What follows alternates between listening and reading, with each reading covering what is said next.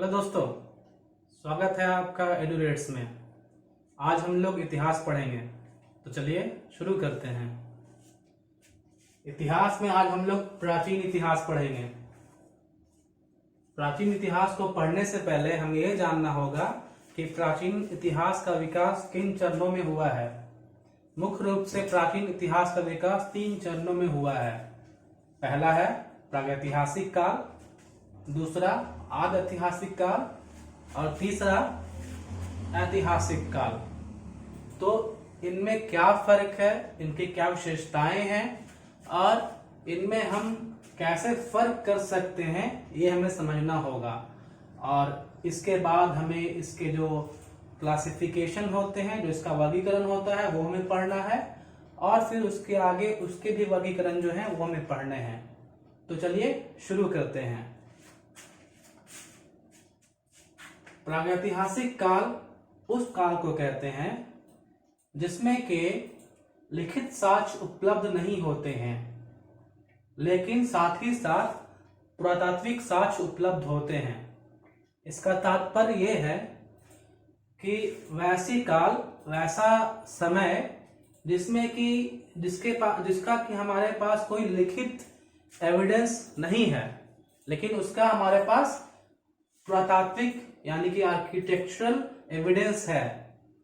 यानी कि उसके मलबे हैं, गुफाएं हैं, या फिर कब्रिस्तान है, या फिर हड्डियां हैं, औजार हैं, या बर्तन हैं, मृत भांड है। ये सारे चीजें मिलती हैं हमें, लेकिन उसका कोई भी लिखित यानी कि कोई रिटन डॉक्यूमेंट नहीं मिलता है। वैसे काल को हम लोग प्रागैतिहासिक काल कहते हैं।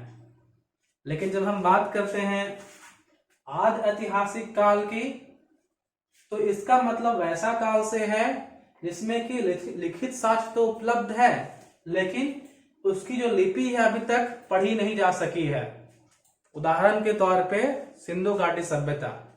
सिंधु घाटी सभ्यता में हमें सब कुछ मिलता है। हमें लिखित साक्ष्य में मिलते हैं, हमें उसका पूरा शहर मिलता है, मकान मिलते हैं, गलियां मिलती हैं, नालियां मिलती हैं, हड्डियां मिलते हैं, सारे साक्ष्य उपलब्ध है। साथ ही साथ हमें लिखित साक्ष्य भी मिलता है, लेकिन चूंकि जो लिखा है वो एक चित्रग्राफी में लिखा हुआ है, चित्रों में लिखा हुआ है, जो कि अभी तक उसे हम लोग या किसी भी इतिहासकार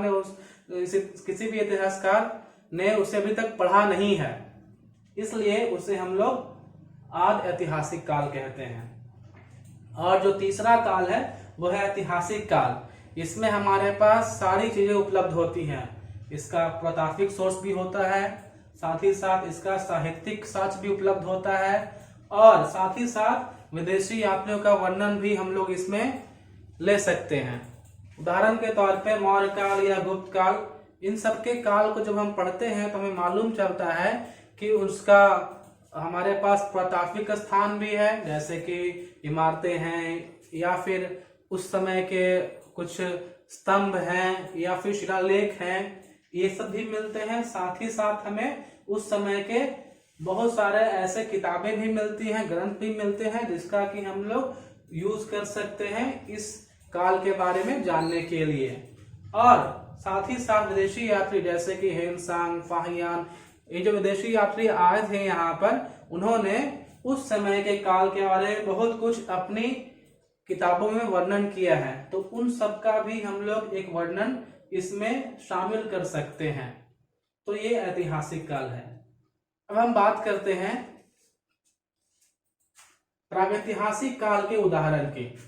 प्रागैतिहासिक काल का उदाहरण, एक बहुत अच्छा उदाहरण पाषाण काल है। पाषाण मतलब पत्थर होता है। पाषाण पत्थर का ही दूसरा नाम है, इसे हम लोग पत्थर काल भी कह सकते हैं या पत्थर युग भी कह सकते हैं। वास्तव में होता क्या है, ये जितने भी काल हैं इनका नाम पाषाण काल, पूरा पाषाण काल या मध्य पाषाण काल, या फिर हम लोग आगे पढ़ेंगे कांस्य युग, लौह युग, ताम्र युग, ताम्र पाषाण युग, इन सब का नाम किसी न किसी चीज पे रखा गया है।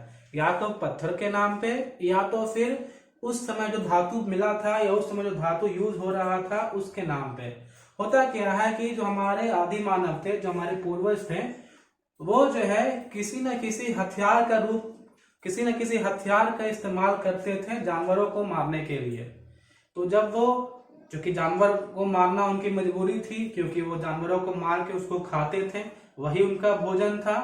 तो जब वो जानवरों को मारते थे तो उसके लिए एक औजार की जरूरत पड़ती थी, और वो औजार वो इन्हीं सब चीजों से, पहले पाषाण यानी कि पत्थर से, फिर बाद में ताम्र से, बाद में फिर उसके बाद लौह से, कांस्य से, इन सब का फिर उन्होंने इस्तेमाल किया अपने औजार के रूप में। इसलिए जिस काल में जिस औजार का उपयोग किया गया उस काल को उसी औजार के नाम पर रख दिया गया।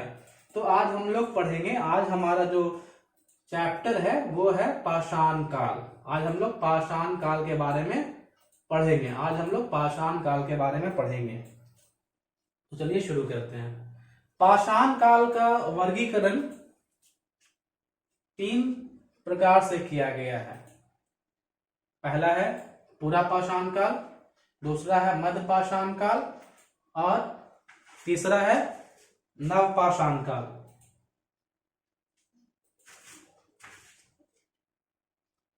तो जो पूरा पाषाण काल होता है, इसकी जो अवधि है वह प्रारंभ से लेकर 10,000 ईसा पूर्व तक है। देखिए दोस्तों, इतिहास में टाइमलाइन का बहुत महत्व है।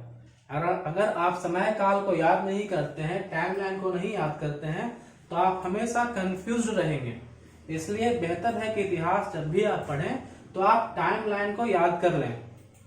तो पूरा पाषाण काल का जो टाइमलाइन होता है, जो समय काल है, वो प्रारंभ से लेकर 10,000 ईसा पूर्वी तक है। उसके बाद मध्य पाषाण काल होता है, जिसका कि टाइमलाइन 10,000 ईसा पूर्व से लेकर 5500 ईसा पूर्व तक है। और उसके बाद फिर नव पाषाण काल होता है, जिसका कि टाइमलाइन 5500 से 3000 ईसा पूर्व तक है।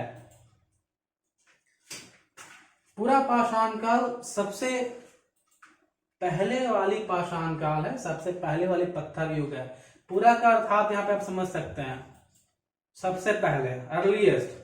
तो ये अर्लियर स्टोन एज है, यानी कि सबसे पहले का पत्थर युग है।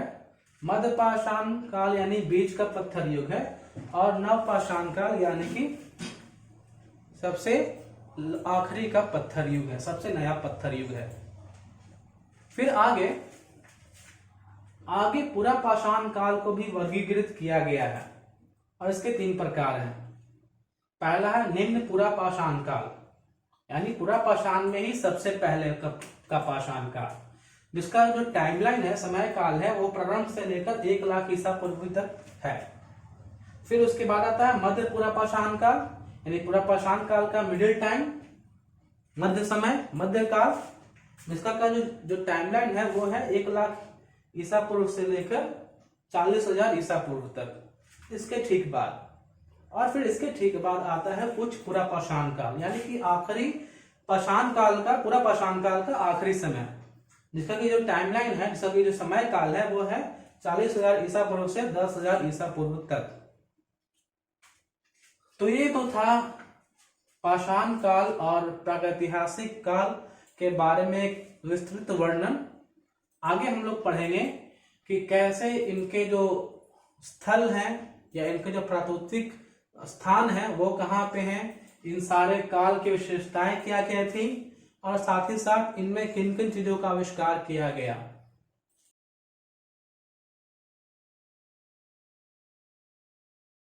हम लोग पाषाण काल अर्थात पत्थर युग के बारे में पढ़ेंगे। पाषाण काल के जितने भी प्रकार हैं, पूरा पाषाण काल, मध्य पाषाण काल या फिर नव पाषाण काल, इनकी विशेषताएं, इनके पुरातात्विक स्थल, साथ ही साथ इन कालों में कौन कौन सा औजार और बर्तन इस्तेमाल किए जाते थे, इनके बारे में भी पढ़ेंगे हम लोग। और साथ ही साथ इनका खान पान, रहन सहन कैसा था, सामुदायिक जीवन कैसा था इन लोगों का, और जलवायु कैसी थी इस काल की, उसके बारे में भी हम लोग अभी अध्ययन करने वाले हैं। तो चलिए शुरू करते हैं। सबसे पहला काल जो पाषाण काल के अंतर्गत आता है वो पूरा पाषाण कहलाता है। इसके बारे में हम लोग पहले ही पढ़ चुके हैं। इसका जो टाइमलाइन होता है वो प्रारंभ से लेकर 10,000 ईसा पूर्वी तक होता है, और जो इसके महत्वपूर्ण पुरातात्विक स्थल है उनमें सबसे पहला जो स्थान होता है वो पोलावरम कहलाता है। पोलावरम एक जगह है तमिलनाडु में, जो कि सबसे पहली पुरापाषाणीय स्थल है। इसकी खोज 1863 में रॉबर्ट ब्रूस फुटे ने की थी। रॉबर्ट ब्रूस फुटे एक महान पुरातात्विक थे। इन्होंने ही इस स्थल की खोज की और रॉबर्ट ब्रूस फुटे को प्रागैतिहासिक काल का पिता भी कहा जाता है, इसलिए आप इस नाम को याद कर लीजिएगा। या इनसे कुछ जुड़े हुए सवाल पूछे जा सकते हैं। रॉबर्ट ब्रूस फुटे को पाषाण काल का या प्रागैतिहासिक काल का पिता भी कहा जाता है। ये एक ब्रिटिश आर्कियोलॉजिस्ट थे, ब्रिटेन के रहने वाले थे। अगर हम दूसरे पुरातात्विक स्थलों की बात करें पूरा पाषाण काल के अंतर्गत, तो वो है बोरी गुफा। बोरी गुफा पुणे डिस्ट्रिक्ट में, पुणे जिला में, महाराष्ट्र में पड़ता है और यहाँ पर मानव प्राणी का पहला सबूत प्राप्त हुआ है, जो कि 1.4 मिलियन वर्ष पहले का था। तो इस प्रकार से हमें ये दो महत्वपूर्ण पुरातात्विक स्थल मिलते हैं। साथ ही साथ अन्य स्थल भी मिलते हैं हमें, जैसे कि पंजाब, कश्मीर, सोहन वैली, सोहन घाटी पाकिस्तान में पड़ता है, नर्मदा घाटी जो कि गुजरात मध्य प्रदेश के इलाकों में है, छोटा नागपुर झारखंड में, महाराष्ट्र, कर्नाटका, आंध्र प्रदेश, बेलन घाटी उत्तर प्रदेश में, इन सब जगहों पर भी पुरापाषाण काल के पुरातात्विक स्थल हमें प्राप्त हुए हैं। अगर हम बात करें कि पुरातात्विक काल, पुरापाषाण काल में कौन कौन से औजार यूज किए जाते थे, तो पुरापाषाण काल में क्वार्ट्ज के बने हुए कुल्हाड़ी, गड़ासा, बड़ा चाकू या फिर पत्थर हथौड़ी इत्यादि इस्तेमाल किए जाते थे। उस समय बड़े पैमाने पर इन चीजों का इस्तेमाल किया जा रहा था। और क्वार्ट्जाइट एक तरह का पत्थर होता है जिसका इस्तेमाल औजार को बनाने में ये लोग कर रहे थे। उस समय का खान पान कैसा रहा था इन लोगों का, तो उस समय के जो हमारे पूर्वज थे, जो आदि मानव कह सकते हैं आप उन्हें, वो मुख्य रूप से शिकार करते थे। जानवरों का शिकार करके उसका जो भोजन है वो संग्रहण कर लेते थे, जमा कर लेते थे और उसके बाद वो उसको खाते थे। इनका जो निवास था पूर्णतः रूप से अस्थायी था। वो कभी यहाँ कभी वहां रहा करते थे। और अगर हम बात करें इनके सामुदायिक जीवन की, तो उस समय गांव अस्तित्व में नहीं आए थे, गांव नहीं बनी थी, लेकिन लोग झुंडों में रहा करते थे। लोग उस समय 10, 20, 50 लोग का एक झुंड बना कर रहते थे, लेकिन गांव या शहर या फिर नगर अस्तित्व में नहीं आए थे। जलवायु कैसी थी इस समय की, तो इस समय की जलवायु प्लाइस्टोसीन एज का था। प्लाइस्टोसीन को हिंदी में अभिनूतन युग भी कहते हैं। तो अभिनूतन युग उस समय चल रहा था। अभिनूतन युग का मतलब ये होता है कि बहुत ठंड थी। उस समय इतनी ठंड थी कि लोग बाहर कम निकलते थे, इसीलिए उस समय के लोग शिकार करके भोजन इकट्ठा रख लेते थे ताकि बहुत जब ठंड पड़े तो उस समय उस खाने को खा सके। अब हम लोग बात करेंगे मध्यपाषाण काल की। मध्यपाषाण काल का जो समय काल है वो 10,000 ईसा पूर्व से लेकर 5500 ईसा पूर्व तक है, जो कि मैं पहले ही बता चुका हूं आपको। अगर हम इसके पुरातात्विक स्थलों के बारे में बात करें तो इनके पुरातात्विक स्थल बहुत जगह से प्राप्त हुए हैं, जैसे आदमगढ़ जो कि मध्य प्रदेश में है, भीमबेटका जो कि मध्य प्रदेश में है। देखिए ये जो दो स्थल हैं, ये दोनों स्थल बहुत ही प्रसिद्ध हैं। भीमबेटका से तो कोई ना कोई श्योर शॉर्ट प्रश्न आ ही जाते हैं, इसलिए आप इनको अच्छी तरह से याद कर ले। इसके अलावा बागोर राजस्थान में है, सराय नाहर राय उत्तर प्रदेश में है। इन सब जगहों से भी मध्यपाषाण काल के पुरातात्विक स्थल में प्राप्त हुए हैं। अगर हम इस काल की विशेषताओं के बारे में बात करें तो इस काल में घरों का निर्माण शुरू हो चुका था। लोग घर बनाने लगे थे, जिस तरह के घर हो, कच्चे हो, जिस तरह के भी घर काम चलाऊ घर हो, लेकिन घरों का निर्माण शुरू हो चुका था। जानवरों को पालतू बनाना भी शुरू किया जा चुका था। और आपको पता होगा कि जो सबसे पहला जानवर जो पालतू बनाया गया था वो एक कुत्ता था। तो लोग जानवरों को भी पालतू बनाना शुरू कर चुके थे इस काल में। साथ ही साथ बर्तनों का भी निर्माण शुरू हो चुका था। बर्तन, मिट्टी के बर्तन या फिर पत्थरों के बर्तन, इस तरह के बर्तन का निर्माण शुरू हो चुका था। और आपको भी मालूम होना चाहिए कि विश्व का सबसे पहला बर्तन जो कि हाथ से बना हुआ बर्तन था वो चपानी मांडो उत्तर प्रदेश में एक जगह है, वहीं से प्राप्त हुआ था। तो इस प्रकार अगर हम इसके बात करें इसके औजारों की, तो इस काल के औजार जो थे वो माइक्रोलिथ थे। माइक्रोलिथ का मतलब क्या होता है? माइक्रो मीन्स बहुत छोटा और लिथ मीन्स पत्थर। तो बहुत छोटे पत्थर से बने हुए औजार थे ये, जिनकी लंबाई 1 से 8 सेंटीमीटर तक की ही होती थी। तो इस समय का बहुत ये महत्वपूर्ण विशेषता था कि इस समय के लोग औजार के रूप में माइक्रोलिथ का उपयोग कर रहे थे। साथ ही साथ बर्तन बनाने भी शुरू हो गए थे, पहले भी बता चुका हूं मैं। खान पान कैसा था लोगों का? तो इस समय के लोग भी, इस काल के लोग भी शिकार पे ही निर्भर थे। लोग शिकार करते थे और भोजन जो है संग्रहण कर लेते थे। लेकिन एक इस समय डेवलपमेंट हुआ, एक विकास हुआ कि लोग जो है आंशिक रूप से स्थायी निवास का प्रारंभ कर चुके थे। मतलब कुछ लोग 50 में से 5 लोग या 4 लोग, या कह सकते हैं कुछ प्रतिशत लोग जो है वो स्थायी निवास करना शुरू कर चुके थे, एक जगह पे बसना शुरू कर चुके थे, वहीं पर रहना शुरू कर चुके थे। लेकिन पूर्णतः नहीं, सारे लोग ने गांव का निर्माण नहीं हुआ है अभी तक यहाँ पर, और ना ही नगर और शहर का निर्माण हुआ है, लेकिन कुछ लोग स्थायी रूप से रहना शुरू कर चुके थे। अगर हम बात करें इस समय के सामुदायिक जीवन की, तो इस समय का सामुदायिक जीवन जो है वो पूर्णतः कुछ लोग स्थायी रूप से रहने लगे थे, जैसे मैंने बताया आपको कि आंशिक रूप से लोग स्थायी रूप से रहने लगे थे, और साथ ही साथ जानवरों को पालतू बनाना भी शुरू कर दिया जा चुका था। तो कुछ जानवर भी पालतू बनाए जा चुके थे। जलवायु, यहाँ पे जलवायु थोड़ा अंतर रखती है।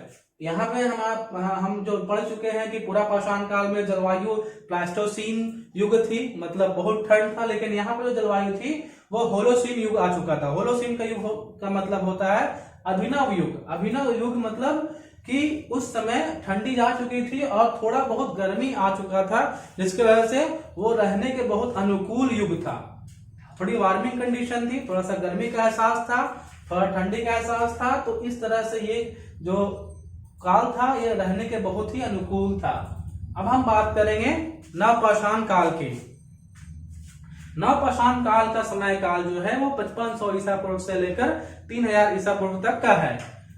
इस काल में बहुत सारे पुरातात्विक स्थल प्राप्त हुए हैं, और जो मुख्य रूप से पुरातात्विक स्थल प्राप्त हुआ है उसमें सबसे पहला नंबर आता है मेहरगढ़ का। मेहरगढ़ पाकिस्तान में एक जगह है जहां की भारतीय उपमहाद्वीप में पहली बार खेती के प्रमाण मिले हैं। भारतीय सब कॉन्टिनेंट में, इंडियन सब कॉन्टिनेंट यानी भारतीय उपमहाद्वीप में पहली बार अगर कहीं खेती की गई थी तो वो मेहरगढ़ में की गई थी। मेहरगढ़ आज के तारीख में पाकिस्तान में है। तो ये याद रखिएगा कि मेहरगढ़ में पहली बार, विश्व में पहली बार खेती के प्रमाण मिले थे।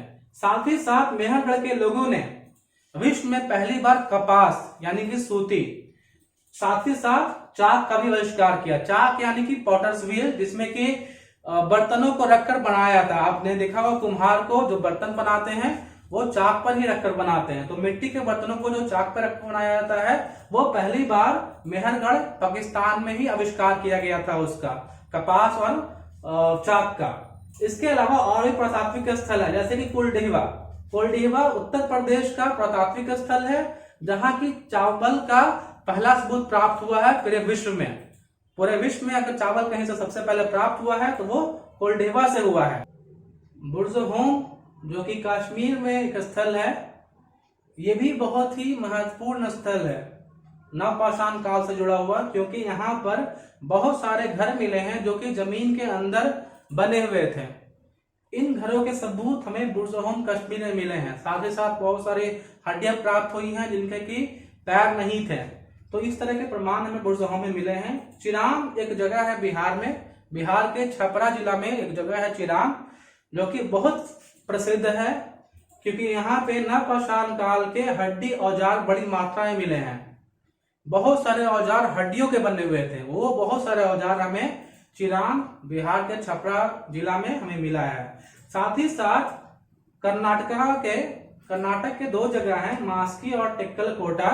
यहाँ पे हमें स्वर्ण आभूषण यानी सोने के ज्वेलरी भी प्राप्त हुई है। सोने के आभूषण, सोने के गहने हमें कहाँ से मिले हैं? मास्की, टेक्कलकोटा, दोनों कर्नाटक के एक जगह हैं। इसके अलावा और भी स्थल है, जैसे कि पोचमपल्ली तमिलनाडु में, नागार्जुनकोंडा आंध्र प्रदेश में। ये जगह भी नवपाषाण काल के पुरातात्विक स्थल हैं। अगर हम बात करें इस काल के औजार के बारे में। तो इस काल का जो औजार था वो मुख्य रूप से हड्डी औजार था, यानी कि मानव के हड्डी, जानवरों के हड्डी का मुख्य रूप से इस्तेमाल लोग करते थे औजार के रूप में। चाहे जानवरों को मारना हो या कुछ काटना हो, उस समय हड्डी को ही औजार की तरह इस्तेमाल किया जा रहा था। साथ ही साथ अगर हम विशेषताओं की बात करें तो इस समय कपड़ों की बुनाई शुरू हो चुकी थी, लोग कपड़े बुनना शुरू कर चुके थे, यानी कि लोग कपड़े पहन भी रहे होंगे। तो कुछ कपड़ों की बुनाई के हमें सबूत मिले हैं। और साथ ही साथ यहाँ पे पाषाण औजार को पॉलिश करना भी शुरू कर दिया गया था। पाषाण औजार जो यानी कि जो पत्थर के औजार थे पूरा पाषाण काल में, उन औजारों को लोग पॉलिश भी करने लगे थे। और यहाँ से जो हमें मुख्य रूप से प्राप्त होता है वो प्राप्त होता है मृदभांड। मृदभांड यानी कि टेराकोटा। टेराकोटा कुछ और नहीं, वैसे बर्तन होते हैं जो कि मिट्टी के बने होते हैं और आग में पकाए हुए होते हैं। तो पहली बार टेराकोटा का सबूत हमें नवपाषाण काल से मिला है, यानी कि पहली बार लोगों ने मिट्टी को पकाना शुरू कर दिया ताकि उससे बर्तन जो प्राप्त हो उसमें वो कुछ सामान रख सकें या फिर उसका उपयोग खाना बनाने में किया जा सके। वैसे भी नवपाषाण काल के अगर हम रहन सहन या खान पान के बारे में बात करें तो इस समय भी शिकार ही मुख्य रूप से खान पान के रूप में इस्तेमाल किया जा रहा था, लेकिन भोजन पकाने का जो तरीका है लोगों को मालूम चल चुका था नवपाषाण काल में। नवपाषाण काल में लोगों ने भोजन पकाना शुरू कर दिया था। हमारे पूर्वजों ने भोजन पकाने का जो तरीका है वो यहाँ पर आविष्कार कर लिया था। साथ ही साथ भोजन पकाना है तो ऑब्वियस सी बात है कि आग का आविष्कार तो हुआ ही होगा। तो आग एवं पहिए की खोज भी नवपाषाण काल में हो चुकी थी। लोगों ने आग पे ही खाना पकाया, आग पे ही मृदभांड पकाए। इस हिसाब से आग जो है उस समय का एक बहुत बड़ा आविष्कार माना जा सकता है, जहां से आग की क्रांति शुरू हो गई। और यहीं पे हमें कृषि संस्कृति का शुरुआत भी मिलता है, यानी कि लोग खेती करना शुरू कर चुके थे और यहाँ से कृषि संस्कृति यानी खेती वाली संस्कृति की शुरुआत हो गई। और नवपाषाण काल में मानव स्थायी निवासी बन गए, मतलब गांव बन गया। लोग जहां भी बस के रह गए, कहीं इधर उधर नहीं घूमने वाले रहे। इनसे पहले लोग घुमंतु थे, लेकिन यहाँ के बाद वो स्थायी निवासी बन गए, एक जगह रहने लगे, खेती करने लगे। और इस समय की जो जलवायु थी वो जलवायु होलोसीन युग यानी कि अभिनव युग की थी, रहने के बहुत अनुकूल थी। तो यहाँ पर लोग बहुत ही खुशी खुशी रहना शुरू कर चुके थे। अब हम लोग ताम्रपाषाण संस्कृति के बारे में बात करेंगे। ताम्रपाषाण संस्कृति से पहले हमें समझना होगा कि तांबा की जो खोज थी वो 3000 ईसा पूर्व में हुई थी, और उसके बाद कांसा यानी कि ब्रॉन्ज की खोज हुई थी जो कि 2500 ईसा पूर्व में हुई थी, और उसके बाद लौह यानी लोहे का खोज 1000 ईसा पूर्व में किया गया था। तो जब नवपाषाण काल खत्म हो गया उसके तुरंत बाद ताम्रपाषाण काल की शुरुआत हुई।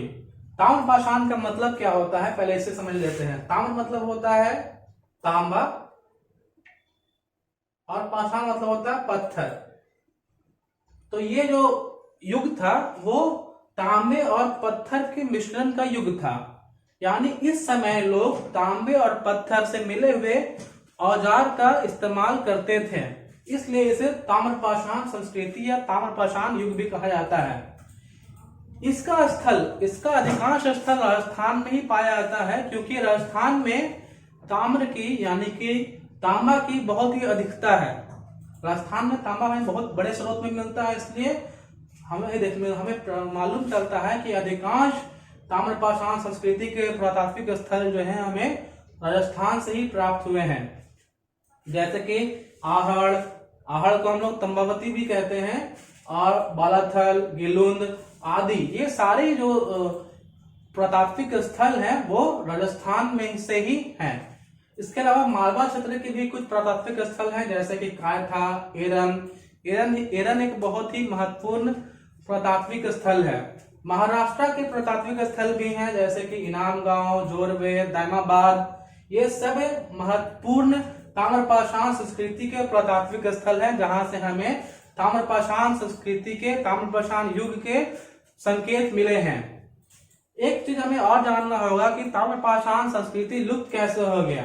तो ताम्रपाषाण संस्कृति सुखाड़ के कारण यानी कम वर्षा के कारण विलुप्त हो गए, और जब ताम्रपाषाण चल रहे थे तो उसी समय कांस्य युग और लौह युग भी चल रहे थे। ये तीनों युग करीब करीब समकालीन थे। लौह कांस्य युग का जो टाइमलाइन है वो 2000 ईसा पूर्व से लेकर 500 ईसा पूर्व तक का है। वहीं लौह युग का जो टाइमलाइन है वो 1000 ईसा पूर्व से लेकर 500 ईसा पूर्व तक का है। लौह युग को आर्य युग भी कहा जाता है क्योंकि उसी समय आर्यन भारत में आ चुके थे और आर्यनों का दौर चल रहा था। तो ये था पाषाण काल का एक विस्तृत वर्णन।